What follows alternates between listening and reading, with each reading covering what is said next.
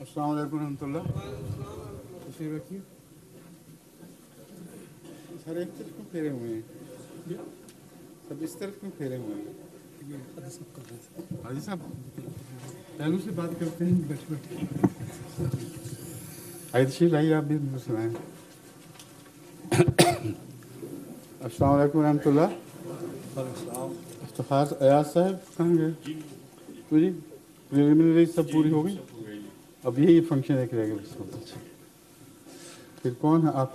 لازم صاحب جی شروع کریں کاروائی. السلام علیکم حضور. السلام ورحمۃ اللہ. حضور اللہ تعالیٰ کے فضل سے آج کی اس مجلس میں 56 مہمان تشریف لائے. ان میں 14 خواتین شامل ہیں جن میں جو نصرت ہال میں تشریف رکھتی ہیں. حضور سے ان سب کے لیے دعا کی درخواست ہے. حضور پہلا سوال مہدی حسن صاحب جو اسٹریتھم سے یہاں تشریف لائے ہیں وہ ان کا ہے. وہ خود یہاں نہیں آنا چاہتے کہ اللہ تعالیٰ کی وحدانیت اور اس کے وجود کا سب سے بڑا ثبوت کیا ہے؟ سب سے بڑا ثبوت تو انبیاء ہی ہیں. ان سے بڑا ثبوت اور کوئی تصور میں نہیں آ سکتا. ویسے تو ہر انسان خود بھی ایک ثبوت ہے.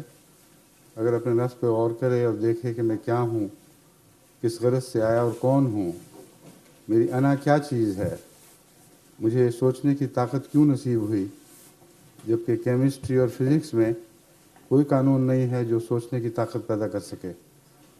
یہ سیدھی سادھی چند باتیں اگر انسان اپنے وجود پر اطلاق کر کے دیکھے تو وہ ذاتی ثبوت اس کی ذات کے لیے اس کی ذات میں سے مہیا ہو سکتا ہے. مگر جب آپ سب سے بڑا ثبوت کہتے ہیں تو مراد یہ ہے جو سب دنیا کے سامنے علی الرغم پیش کیا جا سکے، مخالفت کے باوجود ان کے مقابل پر رکھا جا سکے. وہ ثبوت سب سے بڑا انبیاء کا وجود ہے. اس کے بہت سے پہلو ہیں. اگر سارا مضمون بیان کیا جائے تو پھر ایک ہی سوال اس پہ لگ جائے گا. مگر چند اہم نکات میں آپ کے سامنے رکھتا ہوں تاکہ اسے محض دعویٰ نہ سمجھا جائے بلکہ ایک حقیقت کے طور پر پیش کرنے والا غیروں کے سامنے پیش کر سکے. جتنے معروف انبیاء ہیں جن کی تاریخ محفوظ ہے، ان کے دعوے سے پہلے کی زندگی میں ایک بھی جھوٹ ثابت نہیں اور ایک بھی جھوٹ کا الزام ثابت نہیں. ان کے دعوے سے پہلے کی زندگی میں بچپن سے لے کر دعوے تک، جو اکثر بھرپور جوانی گزرنے کے بعد ہوتا ہے، کوئی ایک بھی داغ ان کی عصمت پر، ان کی پاکیزگی پر غیروں نے بھی نہیں لگایا. تمام انبیاء اپنی پہلے کی زندگی میں وہ وجود تھے جن پر نظریں اٹھ رہی تھیں. کبھی انہوں نے انسان پر بھی جھوٹ نہیں بولا، کبھی کوئی حرص نہیں کی، کبھی دولتیں جمع نہیں کی، کبھی سرداری کی کوشش تک نہیں کی، سرداری کے مقابلوں میں آئے ہی نہیں. اچانک جب یہ کہتے ہیں کہ ہمیں خدا کا پیغام ملا ہے اور وہ یہ ہے، تو یہ سب سے بڑے تعجب کی بات ہے کہ نفسیاتی لحاظ سے یہ ممکن کیسے ہے کہ ایک شخص جو لوگوں کے معاملے میں، انسانوں کے معاملے میں امین ہو، بغیر نفسانی خواہش کے رہا ہو، اس کی کوئی بڑائی کی آرزو ثابت نہ ہو، وہ اچانک خدا کی طرف جھوٹ منسوب کرنا شروع کر دے. اگر خدا نہیں ہے تو اس کا لازمی نتیجہ یہ نکلے گا کہ اس نے کسی اور غرض سے خدا کا نام استعمال کیا ہے. اس کے سوا کوئی نکلتا نہیں. اور اگر یہ ہو تو پھر اس وقت کا وہ سب سے بڑا جھوٹا ہے. اور اچانک ایسی کایا پلٹ جانا کہ جو انسانوں میں سب سے بڑا سچا تھا وہ اچانک ان میں سے سب سے بدترین جھوٹا بن گیا، یہ انسانی فطرت قبول نہیں کر سکتی. مگر صرف اتنا ہی نہیں، جب اس نے کوئی اور تمنا دل میں چھپا کر خدا کی طرف منسوب ہونے کا دعویٰ کیا، اور خدا وہ جانتا ہے سب سے زیادہ کہ خدا نہیں ہے، اگر نہیں ہے تو اس سے بڑھ کر کوئی نہیں جانتا، کیونکہ اتنی بڑی جرت اس کو خدا پر جھوٹ بولنے کی ممکن ہی نہیں تھی اگر اس عرصے میں اسے کامل یقین نہ ہوتا کہ جس ہستی کی طرف میں جھوٹ منسوب کر رہا ہوں وہ قادر ہے، وہ توانا ہے، وہ مجھے جڑوں سے اکھاڑ کے پھینک سکتی ہے، تو وہ وجود جو دہریت کے اس سفر میں آہستہ آہستہ آگے بڑھتا ہے، وہ دہریت کے نشان پیچھے چھوڑ کر چلتا ہے، اس کی مجالس میں وہ گفتگو ہوتی ہے، اس کی مجالس گواہ ہو جاتی ہیں کہ یہ وہ شخص تھا جو مذہب کے مذاق اڑایا کرتا تھا، جو خدا کی ہستی کے خلاف باتیں کیا کرتا تھا۔ اس کے بغیر نفسیاتی سفر یہ ایک چھلانگ کا ممکن ہی نہیں ہے۔ کوئی شخص دعویٰ دار ہے تو اس کو اپنی عقل کا امتحان لینا چاہیے، یہ کیسے ہو سکتا ہے کہ وہ شخص دہریہ بنے اور اچانک بنے، اور دہریہ بھی اس درجے کا کہ اس ساری سوسائٹی میں اس جیسا کوئی دہریہ نہ ہو، اور بڑی جرت سے پھر ایک فرضی نام کے اوپر اپنی بڑائی کی خاطر ایک دعویٰ پیش کر دے۔ یہ دوسرا سوال ہے۔ تیسرا سوال یہ ہے کہ جب وہ کر دے تو جس بڑائی کی خاطر کیا تھا اسی بڑائی کو اپنے ہاتھوں سے اسی بڑائی کا اپنے ہاتھوں سے قلقامہ کر دے، اس کے امکانات کی بیخ نہیں کر دے، کیونکہ جب وہ دعویٰ کرتا ہے اور یہ مسلمہ تاریخ انبیاء کی، تو اس کے اپنے بھی اس کو چھوڑ دیتے ہیں، اس کے دوست بھی دشمن ہو جاتے ہیں، اس کا اپنا خاندان اس کے خون کا پیاسا ہو جاتا ہے۔ یہ بات درست ہے اور قطعی ہے۔ تو پھر جس مقصد کی خاطر اس نے دعویٰ کیا تھا اس مقصد کو اپنے ہاتھ سے اس نے پارا پارا کر دیا۔ پھر سوچتا، فکر کرتا کہ خام خواہ ایک مصیبت لے بیٹھا، آج کے زمانے کے سیاستدانوں سے نہ صحیح اس زمانے کے سیاستدانوں سے سبق لے لیتا کہ ایک بیان دے کر جب متوقع رد عمل نہیں نکلا تو توبہ توب کر کے واپس جاتا کہ نہیں میرا تو مطلب ہی تم نہیں سمجھے، میں نے کب کہا تھا کہ مجھے خدا نے کچھ بنایا ہے اور خدا نے مجھے ایک مقصد کے لیے کھڑا کیا ہے۔ اکیلا ساری سوسائٹی کے خلاف اپنوں کو غیر ہوتے ہوئے دیکھتے ہوئے، غیروں کو اور بڑھ کر دشمن بنتا ہوئے دیکھتے ہوئے اس دعوے پہ قائم رہتا ہے۔ کون سا سہارا ہے جو اس کڑے وقت میں اس کا ساتھ دیتا ہے؟ اگر یقین نہ ہو کہ خدا ہے تو یہ ممکن نہیں ہے کہ وہ یہ کردار ادا کر سکے۔ پھر دعوے یہ کرتا ہے کہ میں ایک رہ گیا ہوں بس، اور میرا خدا میرے ساتھ ہے، تم زور لگاؤ، ساری طاقتیں استعمال کر لو، تم مجھے مٹا نہیں سکو گے۔ اور یہی ہوتا ہے۔ اس مضمون کو آگے بڑھائیں تو آپ حیران رہ جائیں گے کہ کوئی معقول انسان ادنا سے بھی عقل رکھتا ہو تو نبی کے دعوی ایمان باللہ پر وہ کوئی آنچ نہیں لا سکتا، کوئی حرف نہیں رکھ سکتا، ہر قسم کی شکوک سے بالا دعویٰ ہے۔ اور سارے عالم اسلام، عالم مذہب میں، اس کی ساری تاریخ میں یکساں چسپاں ہو رہا ہے۔ آدم سے لے کر نوح تک پہنچے، نوح کے بعد ابراہیم کی باری آئے گی، ابراہیم سے باقی انبیاء چھوڑتے ہوئے اب موسیٰ پہ آ جائیں، عیسیٰ پہ چلے جائیں، درمیان کے انبیاء، جتنے بھی درمیان کے انبیاء گزرے ہیں اگر ان کو بھی نام ذہن میں رکھ لیں تو ایک مسلسل تاریخ ہے، انسان کی تہذیب کی تاریخ کے ساتھ ساتھ مسلسل پہلو بہ پہلو چل رہی ہے، اور قطعی ہے، اس میں آپ کوئی تبدیلی نہیں دیکھیں گے۔ اور پھر دنیا کی ہر جگہ یہی بات ہوئی ہے۔ ہندوستان میں آئیں تو کرشنا کا وجود ہمیں نظر آتا ہے، سارے مقابلوں کے باوجود اس کرشنا کی بات نہیں کر رہا جس کو ہندو خدا سمجھتے ہیں، اس کرشنا کی بات کر رہا ہوں جس کے متعلق ایک حدیث میں آتا ہے کہ کان فی الہند نبی، ہند میں بھی ایک نبی تھا، اسمہ کاہن، اس کا نام کاہن تھا۔ اور کرشن کنہیا اور کاہن یہ وہی نام ہے دراصل جو مختلف تلفظات کے ساتھ ادا کیے جاتے ہیں۔ تو اس بحث کو چھوڑیں، میں جو بات کر رہا ہوں مسلمانوں کے لیے اس کے سوا چارہ نہیں کہ ہندوستان میں کسی نبی کا وجود تسلیم کریں۔ اگر وہ کہیں کرشن نہیں تھا تو دکھائیں پھر اور کون تھا، کیونکہ قرآن کہتا ہے کہ ہر دنیا کے ہر حصے میں، ساری دنیا کے ہر حصے میں ہم نے نبی بھیجے ہیں، ہر زمانے میں بھیجے ہیں۔ تو اس پہلو سے ہندوستان کی تاریخ بھی گواہ بن جاتی ہے. ایک ادنا بھی تزلزل نہیں دکھایا باوجود اس کے کہ ان کے مقابل پر بہت بڑی طاقتیں جمع ہو گئی تھی. پھر حضرت زرتشت کی تاریخ لیں, پھر حضرت کنفیوشس کی تاریخ لیں. دنیا میں جتنی بڑی بڑی قومیں مذہب کے نام پر قائم ہوئیں اور آج تک زندہ ہیں اور مضبوطی سے دنیا میں مستحکم ہو چکی ہیں, ان سب کی ایک ہی تاریخ ہے جو دہرائی جا رہی ہے. تو ایک کا انہوں نے کب کیا تھا؟ یہ تو ایک دوسرے سے ملے بھی نہیں تھے, ان کے زمانے جدا جدا تھے, ملک الگ الگ.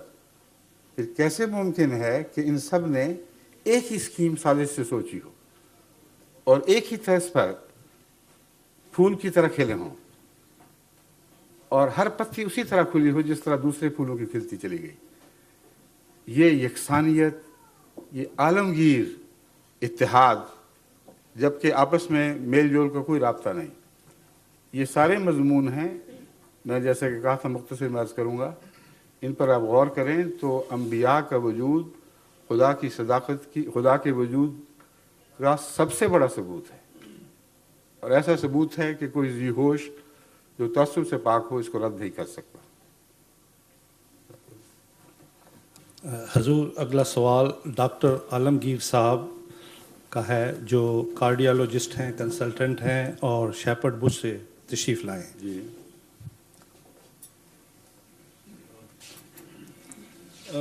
کیا حال ہے ڈاکٹر صاحب, خیریت سے ہیں؟ جی بالکل ٹھیک ٹھاک. کارڈیالوجسٹ ہیں آپ ماشاء اللہ. جی میں کارڈیالوجسٹ ہوں. کہاں سے ہیں ہندوستان سے؟ میں پاکستان لاہور سے ہوں. جی لاہور سے ہیں. ہاں جی. اچھا, نام کیا بتایا تھا انہوں نے آپ کا؟ عالمگیر. عالمگیر. میں غلط سمجھا تھا, میں اس میں کچھ جیت کا ہے. نہیں عالمگیر. پاکستان سے تشریف لائے ہیں ڈاکٹر عالمگیر صاحب. جی جی میں یہیں پر کام کرتا ہوں. جی ٹھیک ہے. میرا صرف ایک کوئری ہے, وہ یہ کہ آج کل مطلب کئی اس طرح سیکٹس ہیں جس میں لوگ اپنے آپ کو ڈکلیئر کرتے ہیں ایز اے ہم سچے ہیں. جی. تو ایک تو یہ کہ اگر مطلب انہوں نے مرزا صاحب نے اپنے آپ کو نبی جو ڈکلیئر کیا تھا, اس کا مطلب ہاؤ کین وہ کنفرم کیسے ہو سکتا ہے؟ وہ تو کوئی بھی انسان اٹھ کے کہہ سکتا ہے اور اس کے پیچھے 500-600,000 لوگ جمع ہو سکتے ہیں, جو آپ امریکہ میں کئی اور جگہ دیکھتے ہیں کہ سیکٹس بنتے ہیں اس طرح. اور دوسرا, جب بھی نبی پہلے آئے تھے تو کوئی نہ کوئی اس وقت کوئی پرابلمس تھے جن کو ایڈریس کرنے اللہ تعالیٰ نے بھیجا تھا. تو اس وقت جب یہ آئے تھے کہ کیا پرابلمس تھے جو کہ ان کو اپنے آپ کو نبی ڈکلیئر کرنا پڑا, ویسے کیوں نہیں یہ کر سکتے تھے؟ جی میں بیٹھتا ہوں. پہلی بات تو یہ ہے کہ نبی ڈکلیئر کرنا پڑا ظاہر کر رہا ہے کہ انہوں نے کوئی منصوبہ بنایا تھا کہ میرا کام تب چلے گا میں بطور نبی اپنے آپ کو پیش کر سکوں اور پھر میں مسائل کو حل کروں گا. یہی ہے نا اس میں پوشیدہ بات یہی دکھائی دے رہی ہے. تو اس سوال کے اندر مضمر ہے یہ بات, اس کے بغیر سوال بنتا نہیں. ورنہ آپ سوال خدا پہ کرتے کہ خدا نے ان کو کیوں بنا دیا. ظاہر بات ہے کہ آپ یہ مان نہیں رہے. میں سمجھتا ہوں آپ کی بات, آپ کو حق ہے. جب تک آپ کو ثبوت مہیا نہ ہو آپ کیسے مانیں گے؟ اس لیے آپ نے بڑی محتاط زبان استعمال فرمائی اور کہا کہ کچھ اصلاح کی نیت سے اٹھے ہوں گے, مجھے شک نہیں.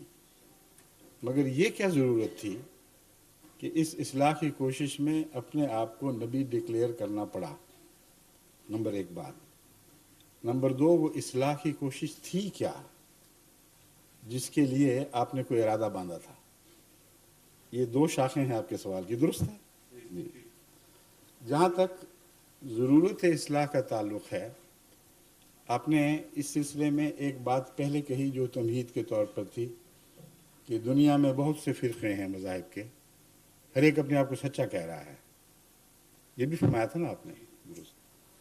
تو اس پس منظر میں آپ سے یہ گزارش کروں گا کہ نبی, آپ کو ضرورت نہ بھی ہو اپنے آپ کو نبی کہنے کی, اس صورتحال میں خدا کو ضرورت تھی کہ امت مسلمہ کی اصلاح کے لیے جس کو بھیجتا اس کو کمیشن بنا کر بھیجتا. اور یہ ضرورت قرآن اور احادیث سے ثابت ہے کہ جب زمانہ بگڑ جائے, جب امتوں کی وحدت ٹوٹ کے پارا پارا ہو جائے, جب یہ دعوے ہر طرف سے اٹھنے لگیں کہ ہمارا فرقہ ہی سچا ہے اور باقی سب جھوٹے ہیں, تو یہ ساری آوازیں انسانی آوازیں ہوتی ہیں اور انسانی سوچ کے برتے پر اٹھتی ہیں، انسانی فکر کا نتیجہ ہوتی ہیں۔ جتنی بھی تحریکات آج عالم اسلام میں جاری ہیں زندگی کی، ان میں سے ایک نے بھی یہ نہیں کہا کہ مجھے خدا نے بنایا ہے اور مجھے خدا نے مقرر فرمایا ہے، اور ان کے ساتھ جتھے ہوتے ہیں جیسا کہ آپ نے بیان کیا، اور وہ جتھے اس آواز کو طاقت دیتے ہیں۔ مگر کیا امر واقعہ نہیں ہے کہ مذہب کی تاریخ میں جب کڑے دن آتے ہیں، جب قومیں بکھر جاتی ہیں، جب وحدت ٹوٹ جاتی ہے، تو انسانی کوشش کے ذریعے ان کو دوبارہ ایک وحدت پر اکٹھا نہ کیا جا سکتا ہے، نہ کبھی کیا گیا ہے، کیونکہ انسانی اختلاف ایک دوسرے سے انسانی بنیادی حق کی بنا پر ہے کہ تمہاری مرضی تم یہ نتیجہ نکالو، میری مرضی میں یہ نتیجہ نکالتا ہوں، تم قرآن کی آیتوں کو یہ سمجھتے ہو، میں وہ سمجھتا ہوں۔ اب یہ جھگڑا ایسا ہے جو قرآن کے حوالے سے ہو یا حدیث کے حوالے سے ہو، وہ کبھی منطقی نتیجے تک نہیں پہنچ سکتا، اور ہر شخص کا ایک دعویٰ ہے، اس سے زیادہ اس کی کوئی حیثیت نہیں۔ اس دعوے کے ساتھ اس کے نفس کی صداقت کی کوئی دلیل نہیں ہے، کیونکہ ایسے دعوی کے مقابل پر قومیں اکٹھی ہو کر ان کی مخالفت نہیں کیا کرتی۔ مولانا مودودی کی مخالفت ہوئی، درست ہے، لیکن سارے عالم نے پھر بھی ان کو اسلام کا جزوی سمجھا، لیکن کوئی ایسی مخالفت نہیں ہوئی کہ اپنے سے نکال کر باہر پھینکا گیا ہو اور آپس کے اختلافات کے باوجود ایک شخص کی مخالفت پر ساری جمعیت اکٹھی ہو گئی ہو۔ کبھی ایسا واقعہ نہیں ہوا، مذہب کی تاریخ میں کبھی ایسا نہیں ہوا، مگر جب خدا بھیجتا ہے تو یہ ہوتا ہے۔ بس یہ ضرورت تھی کہ چونکہ جب امتیں بگڑ جاتی ہیں تو اللہ تعالیٰ کی طرف سے بھیجے ہوئے کے بغیر امتوں کی اصلاح ممکن نہیں ہوتی، اور بھیجنے والے کی صداقت کے ثبوت میں یہ اول ثبوت ہوتا ہے، جیسا کہ میں پہلے عرض کر چکا ہوں کہ پہلے وہ لوگوں میں مرغوب ہوتا ہے، ہر دل عزیز ہوتا ہے، اور اس کے باوجود ایک رات ایسا دعویٰ کر بیٹھتا ہے کہ اپنے بھی ساتھ چھوڑ دیتے ہیں اور شدید مخالفت کا سامنا کرنا پڑتا ہے۔ یہ اس کی صداقت کی پہچان کے لیے ضروری ہے، ورنہ یہ مطلب نہیں کہ اللہ اپنے پیاروں کو بے وجہ دکھوں میں سے گزارتا ہے۔ اس کی سچائی کے امتحان کے بغیر اس کے ارد گرد مضبوط ایمان لانے والوں کی جماعت اکٹھی ہو نہیں سکتی۔ اب جتنی دوسری موومنٹس ہیں جس میں انسان نے خدا کا نام نہیں لیا، یہ کہا ہے کہ میں یہ سمجھتا ہوں قرآن اور حدیث کے مطالعے سے کہ خدا یہ کہتا ہوگا، اس سے آگے نہیں بڑھے۔ کسی نے یہ نہیں کہا کہ اللہ نے ہمیں خود مقرر فرمایا، ہدایت دی کہ یہ کہو، اور اس آیت کا یہ مضمون ہے، اس آیت کا یہ مطلب ہے۔ کسی ایک نے بھی یہ دعویٰ نہیں کیا، اس لیے ان کے ساتھ وہ مخالفت بھی نہیں ہوئی، اس لیے نہ ان کی سچائی کا امتحان ہوا، نہ ان کے ماننے والوں کی سچائی کا امتحان ہوا۔ مگر جب خدا کسی کو کھڑا کرتا ہے تو دوہرا فائدہ یہ ہے کہ نبی کی صداقت کا امتحان بھی اس کی اپنے ثبات قدم سے، بے نفسی سے، سب کچھ ہاتھ سے جاتا دیکھنے کے باوجود اپنے دعوے پر استقلال سے قیام کے نتیجے میں ظاہر ہو جاتا ہے، اور اگلا ثبوت لاکھوں کی صورت اختیار کر جاتا ہے۔ ہر شخص جو اس جماعت میں آتا ہے وہ آگ سے گزر کے آتا ہے، وہ پھولوں کی سیج پر چل کے نہیں آتا۔ اس کو گالیاں دی جاتی ہیں، اس کے خلاف مخالفتوں کی آگیں بڑھکائی جاتی ہیں، اس کی جائیدادیں چھین لی جاتی ہیں، بسا اوقات ماں باپ اس کو اپنے حق کے وراثت سے محروم کر دیتے ہیں۔ اس کا مطلب یہ ہے کہ صرف ایک گواہی، ایک سچا نہیں رہا، اور بہت سے ایسے وجود اس کے ارد گرد کھڑے ہو جاتے ہیں جن میں سے ہر ایک کا کردار اس کی سچائی کی نشانی ہے۔ اگر اس نے یقین نہ کیا ہوتا، اگر اس کو کامل اعتماد نہ ہوتا کہ اس شخص میں کچھ سچائی کی علامتیں ہیں، تو وہ اپنی دنیا داؤ پہ نہ لگا دیتا محض اس خیال سے کہ شاید سچا ہو۔ کامل یقین کے بغیر انسان اپنی دنیا کو اپنے ہاتھوں سے لوٹا نہیں سکتا۔ اس وعدے پر کہ جنت میں جاؤں گا، اس وعدے پر بھی اگر ہو، اول تو جنت کا خیال ہی درپیش نہیں ہوتا ایسی صورتوں میں۔ جنت ہو یا نہ ہو، جنہوں نے حضرت اقدس محمد مصطفیٰ صلی اللہ علیہ وسلم کا ساتھ دیا ہے، وہ جنت کے دعوے کے مطابق جنت کے وعدے سے نہیں دیا، بلکہ آپ کی صداقت کو پہچان کر دیا ہے۔ پھر ان کے لیے ممکن نہیں تھا کہ آپ کا دامن چھوڑ دیتے۔ بس ایک سچے نے ارد گرد سچے پیدا کیے، ایک سچے کی مخالفت نے مخالفت حاصل کرنے والے یا مخالفت کا نشانہ بنائے جانے والے اور سچے پیدا کیے جو ثبات قدم کے ساتھ قائم رہے۔ کوئی طاقت ان کو اپنے رستے سے ہٹا نہیں سکتی۔ یہ دوسری وجہ ہے کیوں خدا کو اپنی طرف سے کسی کو مقرر کرنا پڑتا ہے۔ پھر جو ان مصیبتوں کے بعد دین کو قبول کرتے ہیں، کیونکہ محض للہ کرتے ہیں، ان میں پھر خدا والوں کی علامتیں پائی جاتی ہیں۔ یہ ہو نہیں سکتا کہ وہ اپنی جائیدادیں لٹا دیں خدا کے نام پر اور پھر کرپشن کی بدبختی میں مبتلا رہیں، وہ بددیانتی اسی طرح کریں، دنیا کی حوث اسی طرح جاری رہے، کیونکہ یہ تضاد ہے کردار کا۔ ایک طرف اپنی چیز اپنے ہاتھ میں آئی ہوئی خدا کے نام پر یوں چھوڑ دی جیسے اس کی کوئی قیمت نہیں، دوسری طرف پھر دنیا کما رہے ہیں، یہ ہو نہیں سکتا۔ تو سوسائٹی کی اصلاح کے لیے ضروری ہے۔ یہ ناممکن ہے کہ ایک کرپٹ سوسائٹی محض جماعتوں کے قیام سے درست ہو جائے۔ نہ کبھی دنیا میں کسی نے ایسا ہوتا دیکھا ہے، نہ اب ہو رہا ہے پاکستان میں یا دوسری دنیا میں۔ کتنی بڑی بڑی جماعتیں قائم ہوئی ہیں، کتنی بڑی دین کی باتیں ہوئی ہیں، کتنی بڑی دین سے وابستہ حکومت کے قیام کا اعلان کیا گیا۔ ضیاء الحق کی تاریخ کوئی بہت پرانی نہیں ہے۔ کتنی بار زبردستی مسلمانوں کو نماز پر قائم کرنے کی کوشش کی گئی، کتنی بار یہ کہا گیا کہ بے حیائیاں چھوڑ دو، اسلام کی طرف آ جاؤ، اب تمہارا قانون تمہیں اجازت دیتا ہے کہ جس طرح چاہو اسلام پر عمل کرو، اور پھر قانون نے پوری حفاظت دی۔ کیا آج سے 10 سال پہلے کا دیانتداری کا معیار پاکستان کا وہی تھا جو آج ہے؟ کیا یہ پریسیپس سے نیچے نہیں گر چکا؟ کیا تیزی کے ساتھ سارا ملک بد اخلاقی اور بے حیائی میں اس طرح بگٹٹ نہیں دوڑ رہا جیسے کسی پہاڑی کی چوٹی سے کسی کو نیچے پھینک دیا جائے؟ یہ کیسے رک سکتے ہیں؟ نہ رک سکتے نہ رکے۔ اس لیے کہ دنیا میں جو لوگ مذہب کے نام پر جماعتیں قائم کرتے ہیں ان کو خدا کی تائید حاصل نہیں ہوتی، ان کے اپنے مقاصد ہوتے ہیں، وہ اپنے گرد جتھا اکٹھا کرنا چاہتے ہیں، اس لیے جتھے والی آوازیں دیتے ہیں، لیکن ان کے ماننے والے ان کے مرید اغوا کریں، لوٹیں، بچوں کی زندگیاں چھین لیں، ماؤں کے سکون لوٹ لیں، جو چاہیں کریں، آگے لگا دیں گھروں میں، اغوا کر کے پیسے مانگیں اور نہ دیے جائیں تو بچے ذبح کر دیے جائیں، یا چوری ڈاکہ اغوا قتل مسجدوں میں بھی ہو، مسجدوں سے باہر بھی ہو۔ وہاں مولوی کو نیند کیسے آ رہی ہے؟ اس کا صبر اور سکون لوٹا کیوں نہیں؟ صاف ظاہر ہے کہ یہ سارے خدائی کے دعوے دار ہیں۔ ان کی مانو گے، ان کے سامنے سر جھکاؤ گے تو تمہیں اجازت ہے جو چاہو کرتے پھرو، تمہارے اسلام کو کوئی گزر نہیں، ہم تمہارے اسلام کی حفاظت کریں گے۔ کون ہوتا ہے تمہاری طرف ٹیڑھی آنکھ سے دیکھنے والا؟ مگر ہمیں نہ چھوڑنا۔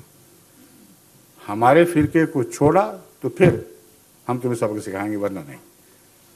بس ہر فرقے کے امام نے اپنے فرقے کے لوگوں کو عملاً جو ہر قسم کی کھلی چھٹی دے دی ہے، اس کے نتیجے میں اسلام کا نام صرف نام ہے، وہاں حقیقت اسلام موجود ہی نہیں ہے۔ حقیقت اسلام موجود ہو تو تقویٰ دکھائی دے، بازاروں کے حالات بدل جائیں، انسان دوسری عورت پر بری نظر اٹھانے کے تصور بھی نہ کرے، بچے اغوا کرنا اور قتل کرنا۔ کون سا اسلام سکھاتا ہے یہ؟ جن سربراہوں کے پیچھے یہ لوگ ہیں انہوں نے کبھی نوٹس لیا؟ کبھی وہ نکلے ہیں گلیوں میں کہ ہم یہ نہیں ہونے دیں گے؟ اس لیے کہ وہ گلیوں میں نکلیں کہ نہیں ہونے دیں گے تو وہی ماننے والے ان کے پیچھے پتھر لے کے پڑ جائیں گے۔ ان کی آواز پر لبیک صرف اس وقت کہا جاتا ہے جب بدی کی طرف ان کو بلاتے ہیں، جب لوگوں کے مال لوٹنے کے لیے طرف بلاتے ہیں، جب آگے لگانے کی طرف بلاتے ہیں تو لبیک لبیک کہہ کے ساری قوم ان کے گرد اکٹھی ہو جاتی ہے۔ کیا کبھی خدا کے کسی رسول نے اس نام پر لوگوں کو اپنے گرد اکٹھا کیا تھا؟ आओ मैं तुम्हें बुलाता हूं कि सब के घरों को आगे लगा दो, बच्चों को अगवा कर लो, उनको लूटो, यतीमों की जायदादें खा जाओ, बेवाओं के अमवाल लूट लो, झूठे मुकदमे करो और दिन रात दुनिया की फिक्र रहे जायदादें बनाने की, और सियासत भी करो तो मुसलसल झूठ की सियासत करो। अदालतों में जाओ तो झूठ से मुसल्ला होकर जाओ, वरना तुम्हारा कोई अमन नहीं। ये इस्लाम है।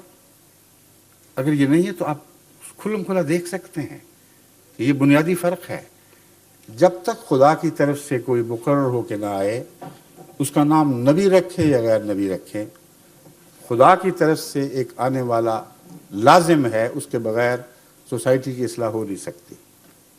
और कुर्बानियों से रस्तों से गुजारे बगैर कोई कौम दोबारा ज़िंदा नहीं हुआ करती। ये वो फ़र्क है जो आगाज़ ही में हमने देखा। एक सियासी सूरत हाल के मुआवजे के तौर पर मैं आपके सामने रखता हूँ। कांग्रेस ने लंबे अरसे तक मेहनत की थी और मुस्लिम लीग में वो उस मेहनत का फुकदान था। कोई ऐसी लंबी तारीख उनकी नहीं थी। जब दो मुल्क कायम हुए हैं तो उनका मुल्क फौरन मान मुनज़्ज़म हुआ है अपने आइडियल्स के गिर्द और उनको कायम रखा। लेकिन पाकिस्तान देखते देखते उखड़ गया है अपनी मंजिल से। उसकी वजह यह है कि वहाँ कायदे आज़म को अल्लाह ताला गरीक रहमत फरमाए, उस एक इंसान की सच्चाई थी, उसका अज़म था, जिसने गैर के सामने सर झुकाने से इनकार किया और आखिर दीनी मुखालफतों के बावजूद पाकिस्तान को बना लिया। अब क्या है, अब वो तजुर्बाकार, वो मेहनत करने वाले जिन्होंने पाकिस्तान कमाया था वो तो नहीं है, लेकिन जिन्होंने सारा जोर लगा दिया था कि पाकिस्तान ना बने, वो मुल्क पे काबिज हो चुके हैं और दीन के नाम पर। तो ये खेल है, तमाशा है, ये हकीकत है। इन बातों को पहचानने के लिए किसी तहरीरी दलील की ज़रूरत नहीं हुआ करती। एक नफ्स की अंदरूनी दलील है जिसे कुरान करीम बैना फरमाता है। हर नफ्स को खुदा ने कुव्वत बयान अता की है, यानी बोलने की नहीं बल्कि तमीज़ करने की कुव्वत। और इस कुव्वत के हवाले से आप हमेशा सच को झूठ से मुमताज़ करके देख सकते हैं। बस लंबी तफसीली बहस की बजाय, जो बहुत वक्त चाहेगी, मैं हज़रत मिर्ज़ा साहब के मुतालिक अर्ज़ कर दूँ कि आप उस टेस्ट पर पूरे उतरें जिस पर पहले अंबिया पूरे उतरते आए हैं। आप हिंदुस्तान की सबसे ज़्यादा उस ज़माने में गैर मौलवियों में सबसे ज़्यादा मरगूब शख्सियत थे और लोगों की नज़रें आप पर उठ रही थी। हिंदुस्तान के तूल अर्ज़ से आपकी तारीफ़ में मकाले लिखे जा रहे थे। एक रात आप पे क्या गुजरी कि सब कुछ अपने हाथ से छोड़ दिया। सबसे बदतरीन इंसान के तौर पर दुनिया की नज़र में आपने सर उठाया है और फिर खुदा ने उनको नहीं छोड़ा।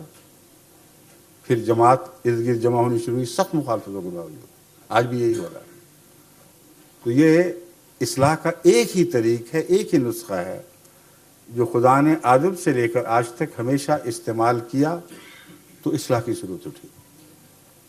वैसे डॉक्टर आप बेहतर जानते हैं कि जो नुस्खा तजर्बे में आया हुआ हो उसी को इंसान दोहराता है। जो नुस्खा तजर्बे से नाकाम साबित होता चला जाए उसको कभी कोई माकूल डॉक्टर उठा के अपने मरीजों की ज़िंदगी बर्बाद नहीं करेगा। बस ये नुस्खा जो है पॉपुलैरिटी की, मजालिस बनाना, तंजीमें कायम करना, ये तो मजहबी दुनिया का कदीम से रिवाज है, मगर चला कभी नहीं ये नुस्खा। इस्लाह का नुस्खा वही है, कुर्बानी के रस्तों पे से आओगे, जो कुछ हाथ में है लुटाते हुए आओगे, पत्थर खाते हुए आओगे, फिर खुदा की तरफ से तुम लोगों पर फूल बरसाए जाएंगे, उसके बगैर मुमकिन नहीं है। चलिए बस यही काफ़ी है। हजूर, अगला क्वेश्चन काउंसलर आनंद पटेल साहब जो न्यू हम ईस्ट लंदन से तशरीफ़ लाए हैं उनका है। जी जी, मैं काउंसलर आनंद पटेल साहब से दरख्वास्त करूंगा कि वो तशरीफ़ लाएं और अपना सवाल करें। ये पहले भी तशरीफ ला चुके हैं? नहीं, वो एक और दोस्त थे, निस्बतन पक्का जिस्म था उनका, वो नहीं अब आया? अच्छा अच्छा, आनंद पटेल साहब वेलकम। शुक्रिया आपका। हुजूर, मैं ये सवाल जानना चाहता हूँ आपसे आपकी जमात के बहुत से लोग हमारे बड़ों में रहते हैं और मैंने सुना है कि उन्हें बहुत से तकलीफ उठाकर यहाँ आप आए हैं, फिर भी उनसे ज़्यादा हमें मालूमात नहीं मिलती है। तो मैं ये जानना चाहता हूँ, ये क्या वजह है कि आपने जो जुल्म और सितम सहते हुए भी आज तक कोई आवाज़ बुलंद नहीं की? ये बहुत अहम सवाल है, तशरीफ रखिए, मैं अर्ज करता हूँ। आप बिहार के हैं? इधर तशरीफ। जी मैं महाराष्ट्र का हूँ। महाराष्ट्र, हैदराबाद दक्कन के इर्द ये गिर्द? बम्बई जो इसका कैपिटल है, अच्छा, बॉम्बे, बॉम्बे, ठीक। बम्बे कैपिटल में महाराष्ट्र जलगांव आपकी जो डिस्ट्रिक्ट का हूँ। उर्दू है उस पर कुछ बिहारी असर सा है तलफ़ुज़ में, इसलिए मैं कह रहा था। ऐसा तो मैं भारत में बहुत घुमा हुआ हूँ, बहुत घुमा, हिंदुस्तान में बहुत सी इलाकों में घूमा ठीक हूँ, ठीक, तशरीफ रखिए, जज़ाकल्लाह। इस वजह से इसे बोलूँ। ठीक है।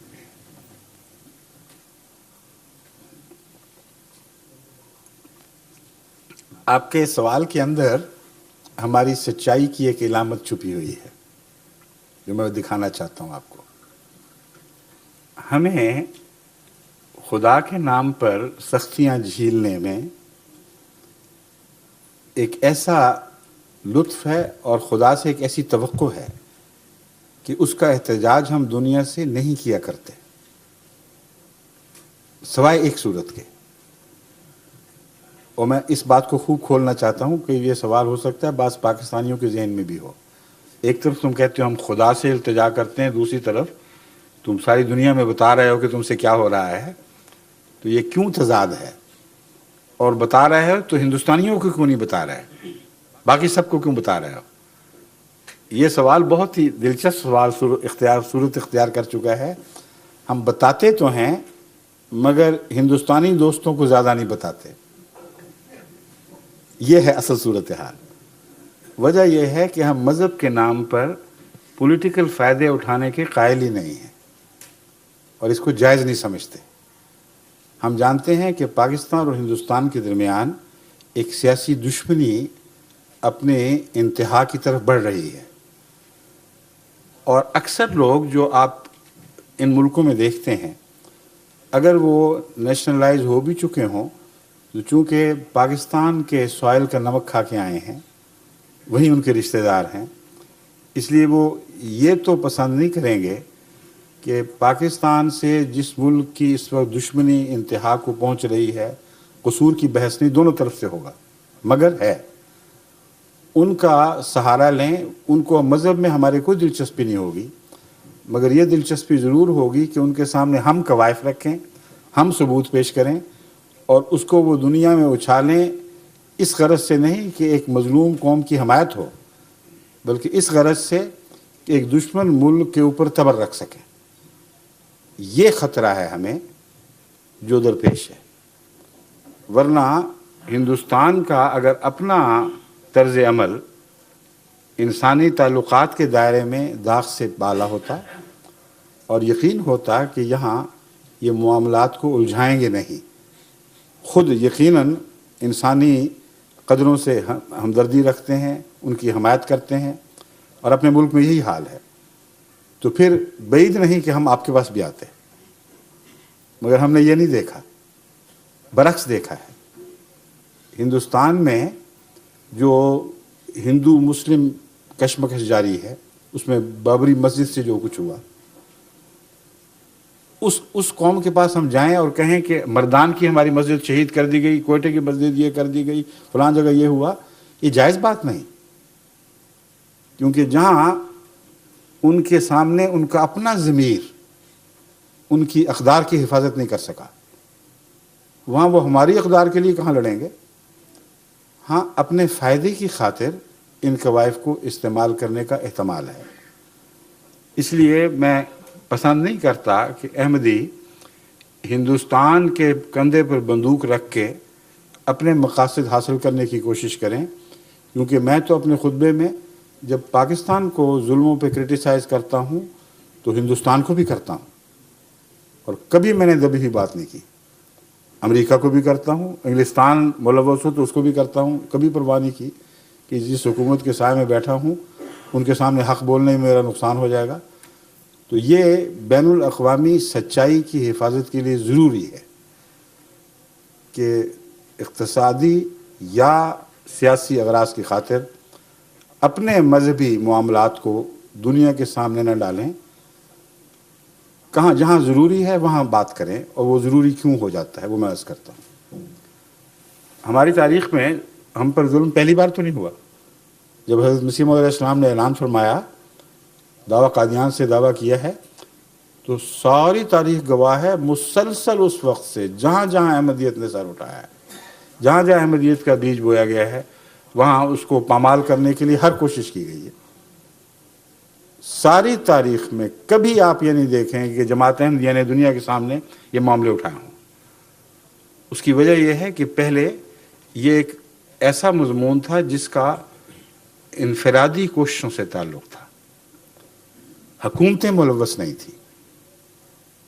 پہلی بار جو باقاعدہ حکومت ملوث ہوئی ہے وہ پاکستان کی حکومت ہے، اور ملوث اس طرح نہیں ہوئی کہ اپنے تعصب کا اظہار کیا ہے، جیسے تو افغانستان بھی ملوث تھا. قانون سازی کے ذریعے احمدیوں سے ان کے تمام بنیادی حقوق چھیننے کی کارروائی میں پاکستان تنہا ہے اور ممتاز ہے. کسی عرب ملک نے بھی یہ بات نہیں کی. اس لیے ہم عرب ممالک میں بالکل زیادہ جاتیاں ہو جاتی ہیں، کچھ لوگ قید ہو جاتے ہیں، ہم جانتے ہیں ہوتا ہے، مذہب کی خاطر قربانی دینی پڑتی. اور جب پاکستان میں حکومت یہ کرتی ہے تو ہمیں دنیا کو بتانا پڑے گا کہ یہ دو کشتیوں میں پاؤں رکھ کر چلنے والا ملک ہے. تمہاری طرف آتا ہے، یونائٹڈ نیشنز میں اپنے حقوق مانگتا ہے، دنیا کی دوسری عالمی برادری کی تنظیموں میں جاتا ہے اور کہتا ہے ہم ان سب اقدار کے علمبردار ہیں جن پر ہم نے دستخط کیے ہوئے ہیں. اور عملاً یہ سلوک ہے. ڈیموکریسی کے دعوے کرتا ہے، اور ڈیموکریسی کے نام پر انسان کو، اپنے ملک کے باشندوں کو ان کے بنیادی انسانی حقوق سے محروم کر رہا ہے. بس ہمارا احتجاج محض مذہبی دشمنی کے نتیجے میں ہونے والے مظالم کے متعلق نہیں ہے. ہمارا جو احتجاج ہے وہ اس دوگلے پن کے خلاف ہے، اور کھل کر یہ بات دنیا کے سامنے آنی چاہیے کہ اس ملک سے جب تم معاملات کرتے ہو تو معلوم ہونا چاہیے کہ ان کا یہ کردار ہے. ان کو دباؤ ڈالیں، ان پہ زور دیں تاکہ بنیادی انسانی حقوق پھر بحال ہو جائیں. پھر بھی چلتا رہے گا. ہم نے کب امریکہ کے سامنے جا کے کہا ہے کہ فلاں آدمی بیچارے کوئی پکڑا گیا، یہ کیا گیا، وہ کیا گیا، ان کی حمایت کرو؟ میں تو اصولاً اس بات کے خلاف، میں تو ایک اصولی جنگ کا قائل ہوں. اور جب تک پاکستان میں یہ لیجسلیشن قائم ہے جس نے ڈیموکریسی کو پامال کرتے ہوئے مذہب کے معاملے میں اس وقت دخل دیا جبکہ ڈیموکریسی مذہب کے نام پر دخل دینے کی اجازت ہی نہیں دیتی، کہیں اس کا تصور موجود نہیں. جب تک اس حال پر قائم ہے یہ احتجاج ہم دنیا کے سامنے کرتے رہیں گے، اور یہ ہمارا فریضہ ہے اور ہمارا حق ہے. سمجھ گئے؟ شکریہ.